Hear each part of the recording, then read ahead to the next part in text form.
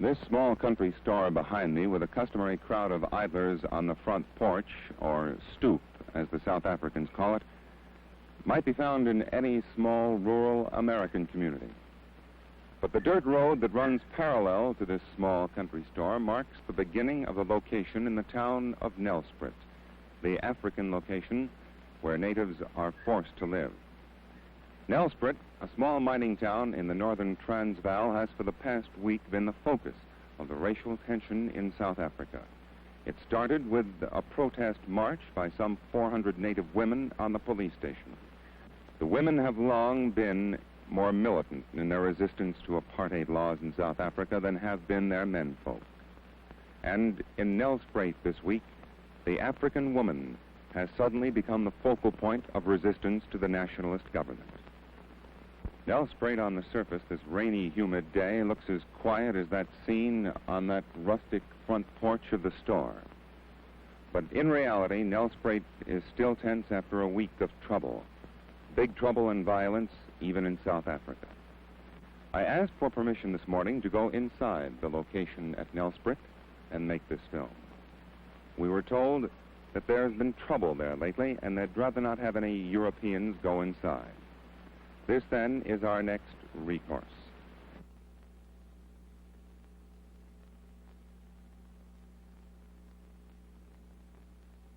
What is behind the firm, continued refusal of African women to accept passes?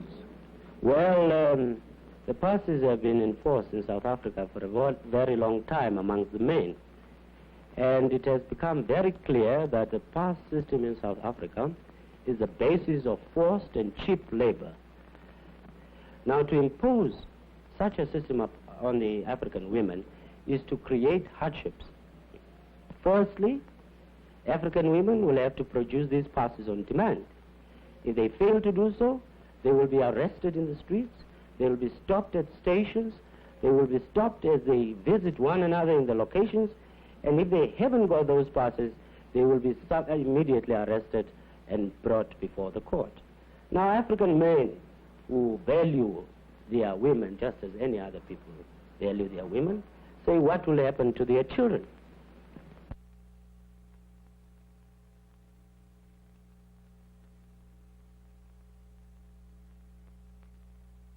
Ladies, why was the Black Sash formed in the first place? Well, the Black Sash was formed in the first place because the nationalist government introduced the Senate bill into Parliament. It was a bill to expand the size of the Senate to almost double the size of its original size. And you fear that this would do what? Well, we felt that it was a legal trick, or we didn't know whether it was legal then, but we felt it was a piece of trickery and against the spirit of the Constitution. What has been the official government reaction to your protests of mourning? The government have ridiculed us for mourning. They don't understand, or say they don't understand, why women should stand mourning a constitution.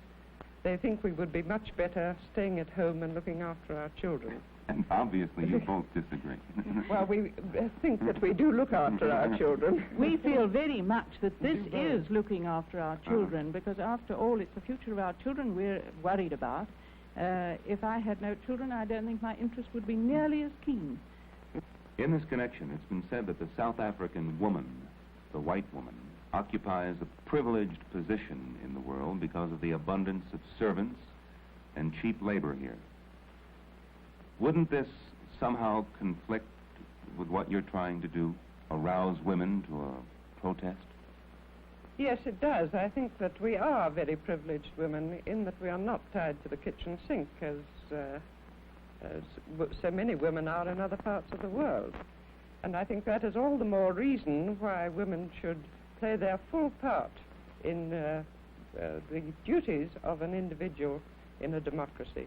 We feel that democracy cannot work unless every individual knows what her obligations are in a democracy. But I think you're putting the standard of morals very low if you reckon that we are going to go on supporting apartheid just in order to keep our servants. One final question. Being very realistic, how soon can you hope to take off that black sash? Well, I'm afraid not in our lifetime. By far the largest church denomination in the Union of South Africa is the Dutch Reformed Church, with a membership of almost 2 million white and non-white members. With us this morning is Dominee Adrian Berger, Secretary of the Federal Council of Dutch Reformed Churches and editor of Die Volkte, the Transvaal Church magazine. Dominee Berger, you believe in apartheid as a way of life. Yes, I do. Why? In South Africa. Why is that, sir? Because the race, which is in a lesser state of development, is by far in the majority here. And numerically, of course, they are much stronger. And because also I believe that it is according to God's will that the white race, which is in the majority in this country, should be preserved. And also everything we have done in the last 300 years and built up in the church and in the state should be preserved and not be swallowed up by an, I wouldn't say inferior race, because I don't believe it is an inferior race, but a lesser a race which is in a lesser state of development, that's all.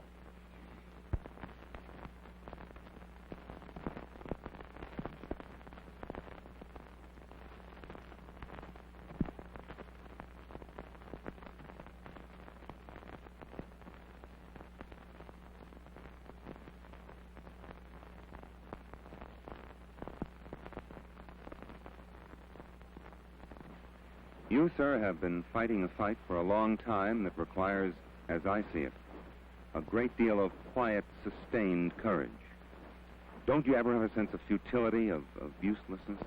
Well, there come times, of course, when one does feel that you're frustrated in what you're trying to do, and yet, on the other hand, there's a great thrill in it.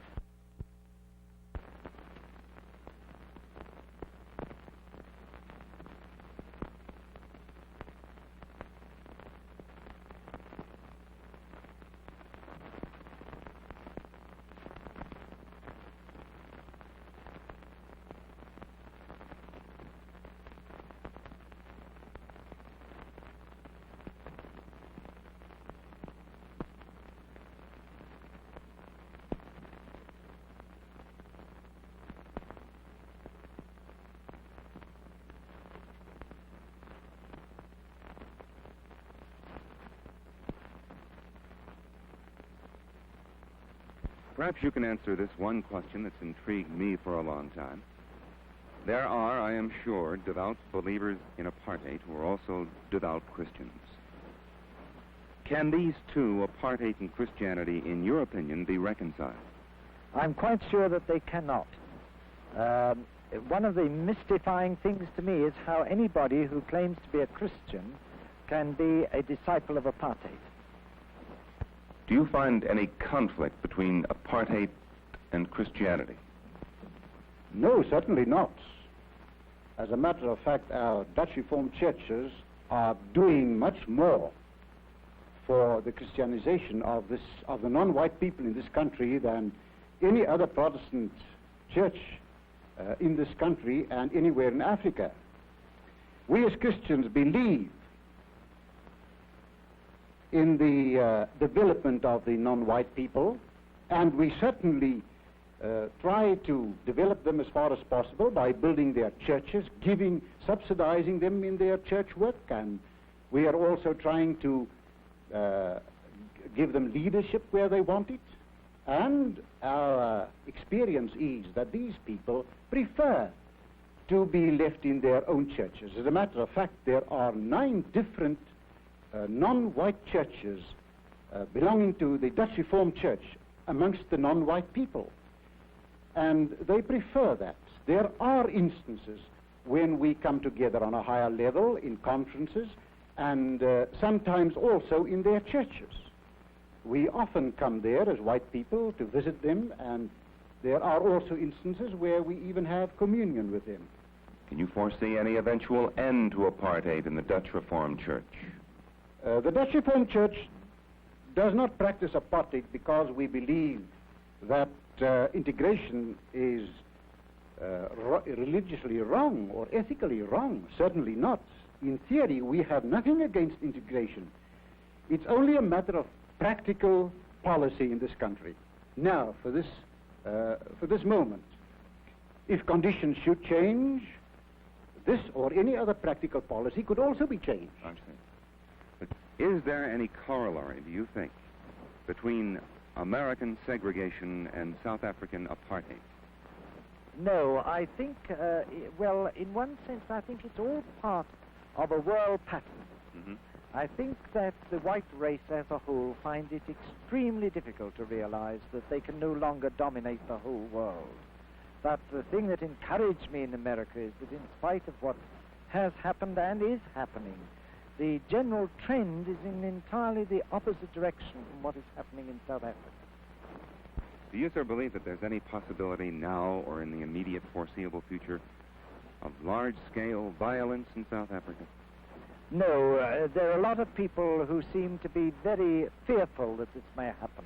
But for my part, I'm convinced that all the responsible leadership among the Africans and the Indians is determined at all costs to prevent violence if they can possibly do so.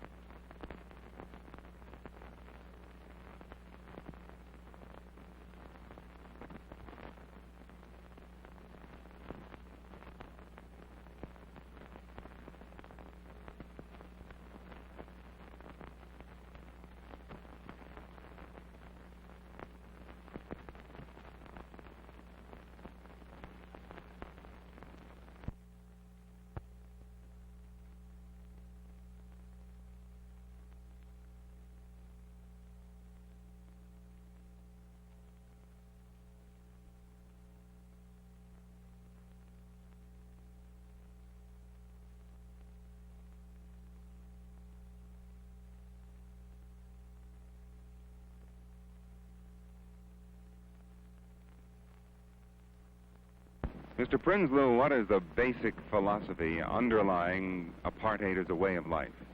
We Europeans who've lived in this country for more than 300 years have come to a conclusion which is strange to some people in the Western world, namely that the peoples of Africa, and so the Bantu people of South Africa, have a beautiful civilization of their own which is worth preserving. There are many facets of this civilization. For instance, the social warmth of the Bantu peoples, which we Westerners can rightly envy them. Now, we also have a peculiar Western adaptation to Africa. Therefore, we can say that the Bantu peoples are a flower and the Western peoples are a flower, each with a beauty of its own. I've heard that in the South Africa of today, you can be classified as colored simply by looking colored. Is this, in point of fact, true? Well, I can give you quite a, which may seem amusing, but rather humiliating incidents that occurred in our country when the Department of Census started reclassifying people.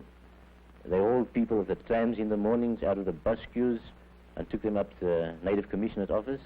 And some of the tests applied to tell a man that he was not colored was trying to pass a comb through his hair. And the comb stuck, he was told, "You're a Kaffir." Other people whose noses were a bit flat were told, "You're not a colored." Mr. Prinsloo, as you are no doubt aware, most criticism of apartheid outside the Union is based largely on moral grounds. For example, the morality of separate residential areas in the cities of the Union, past laws, lack of voting rights, and so on. How would you reply to this? As far as residential areas are concerned, the practical situation is that until about 10 years ago, there were no residential areas for urban Bantu people. It is only in the last few years that such areas were set aside on a planned basis and developed at a terrific pace, as you can see all around you. This housing scheme, which now houses more than 30,000 urban Bantu who work in Pretoria, was a bare plain a mere 4 years ago. I think that is a complete answer to the so-called immorality of separate residential areas. In the political field, we are creating an outlet in that we are proclaiming Bantu authorities in all the major Bantu areas of the Union. We have already brought into life more than 300 such authorities where Bantu who have the inclination, the training and the moral courage to start developing their own people can do so with all possible assistance from the government. Is the government convinced that the African wants and accepts apartheid as a development policy? For obvious reasons, many opponents of this policy tried to influence the Bantu people in the other direction. And like all new philosophies, like all new policies, we had to put our case to the Bantu people. And I can safely say today that the Bantu people are accepting the policy of self-development, which essentially is apartheid essentially is in an ever-increasing tempo. I feel confident that the Bantu leadership of Africa, rural and urban, will, by the turn of next year, show in a most marked way that they are satisfied that this policy leads to their salvation. Mr. Nakwe, Mr. Prinsloo of the Native Affairs Department told me in Pretoria this week that the African accepts and wants apartheid as a stage of development. Well, do you, sir, agree? Well, Mr. Prinsloo's information and mine, and I can claim to be slightly more informed than Mr. Prinsloo because I live among the Africans, and I am an African, cannot be quite correct at all. The African people are realizing that apartheid means nothing else but oppression and exploitation to them. If Mr. Prinsloo's contention is correct, then why do we have the unrest in the countryside, in the most backward areas of the country? If Mr. Prinsloo's information is also correct, then why do we have the deposition of chiefs? Why do we have the government agents moving around in the rural areas to find out what is going on?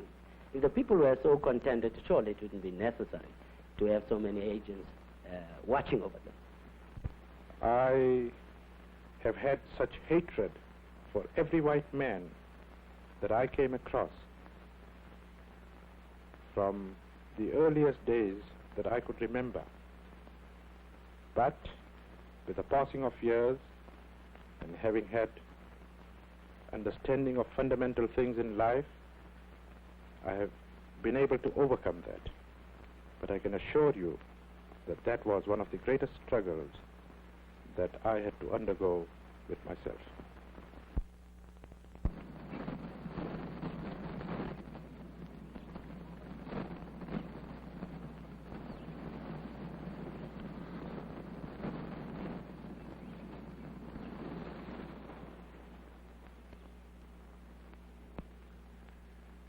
Mr. Payton, it's a tall order and a big question, but if you can do it, how would you characterize the emotional climate of South Africa today?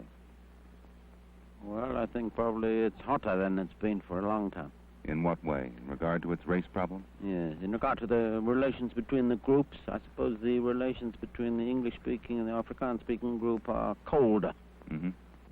In view of the daily indignities, humilities, and in some cases actual hardships, economic and otherwise, that the non-European is subjected to because of the apartheid laws, do you ever wonder at or puzzle that a non-European can ever be civil to a white?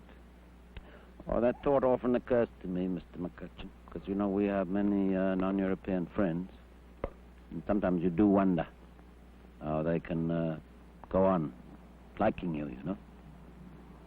Do you, Mr. Payton, fear in the foreseeable future any widespread violence in South Africa? Well, that's what everyone fears. It's not just me.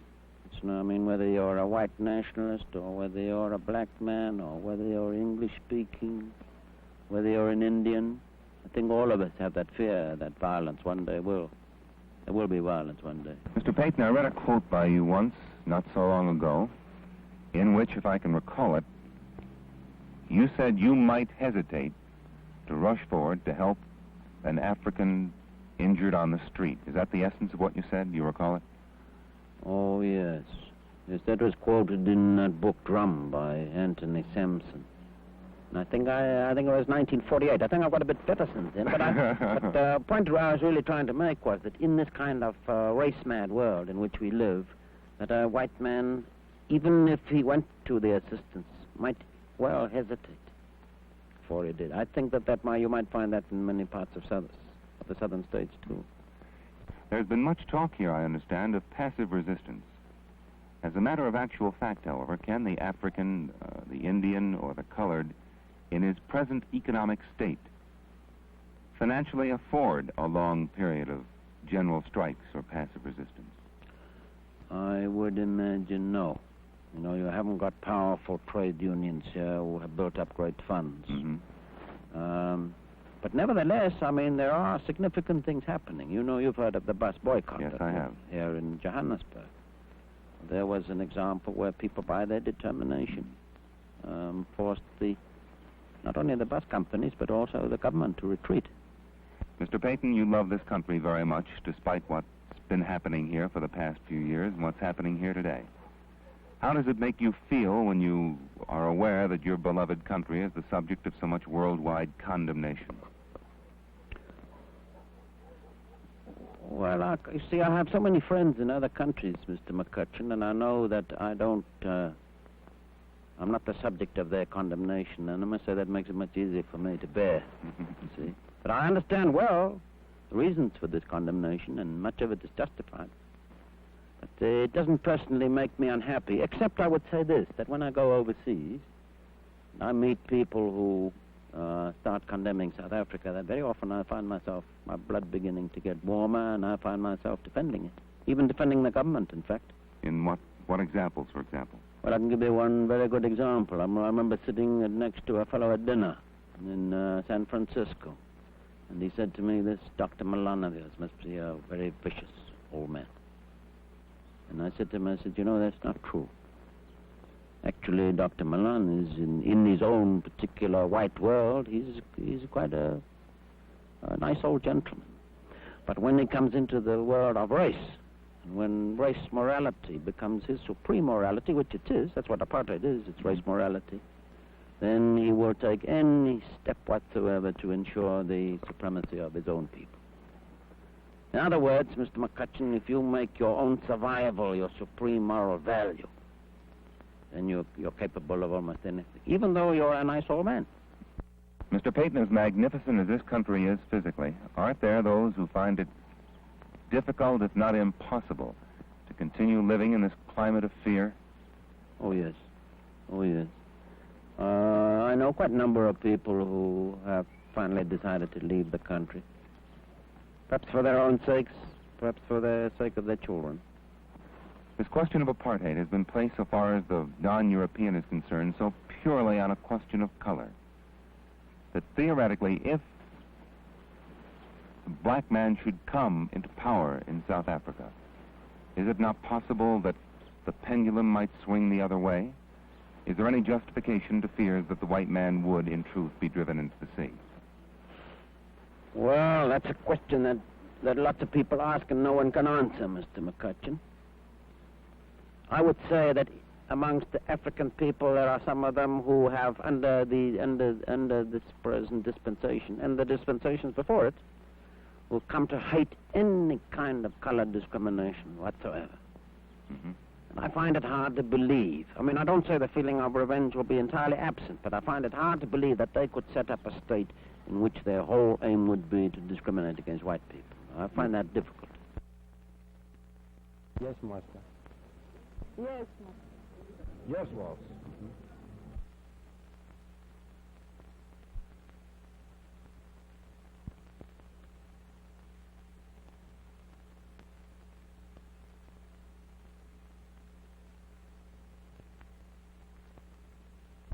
Ladies and gentlemen, you know that the series of talks that we have been giving here have been talks designed to describe to you how how government works.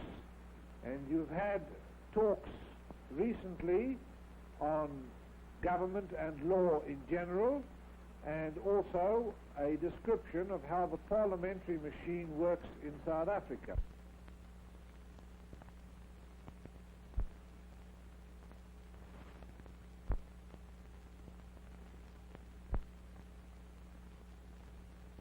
Don't you think, Mr. Chairman, that the field of cultivating the mind of the European people is more work for the liberal to do there than to come and try to cultivate the mind of the African people, because I think we are capable of doing that on our own self without any advice from any angle whatsoever.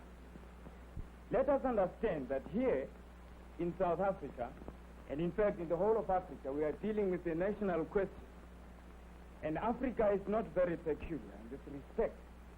Nearly every country has had its national problems, and they are always solved by the people according to the needs of the majority of the people in the particular countries concerned.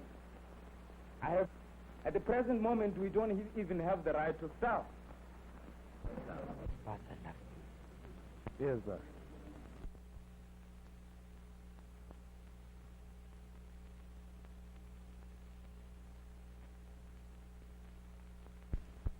Mr. Brinslow, if we could define a term that's intrigued me since you started to use it. You have said repeatedly that the non-European is different from the European. Now, in your mind, is different synonymous with inferior? I think it is a generally accepted fact today that the non-European is at a lower stage of development than the European. That does not mean to say that they are inherently inferior. Circumstances amongst which they have grown up and, their whole cultural background and everything, their whole diet, which would lead to physical or physiological changes in their whole nervous system, would all lead to a general idea of inferiority amongst them when you compare the average non-European with the European. But I do not believe that the non-European as such is inherently inferior. He's merely at a much lower state of development at the present state of Well, let's take up those two. Yes, boss. Yes, sir. Yes, boss.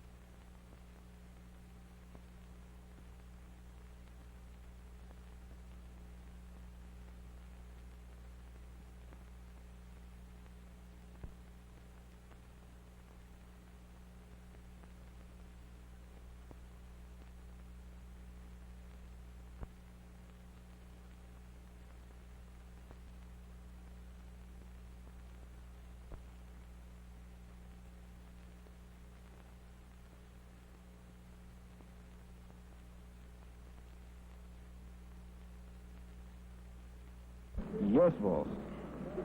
Yes, boss. Yes, sir.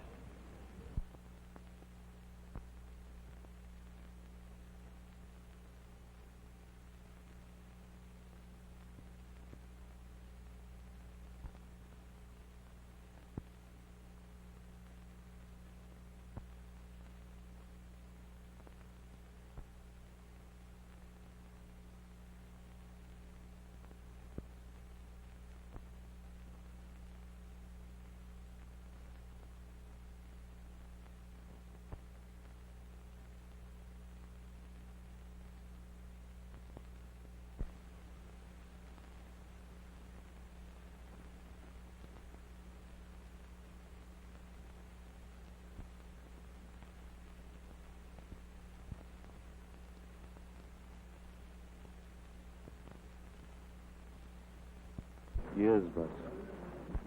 Boss. Yes, boss.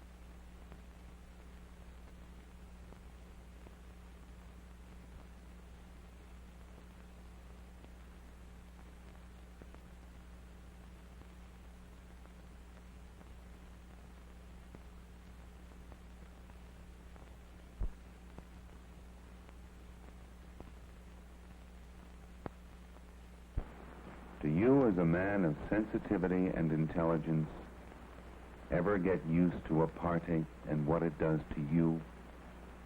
I'm afraid not, because it continuously affronts me. I'm forced to be indignant about it. I cannot get used to it. I must resist it. He's back.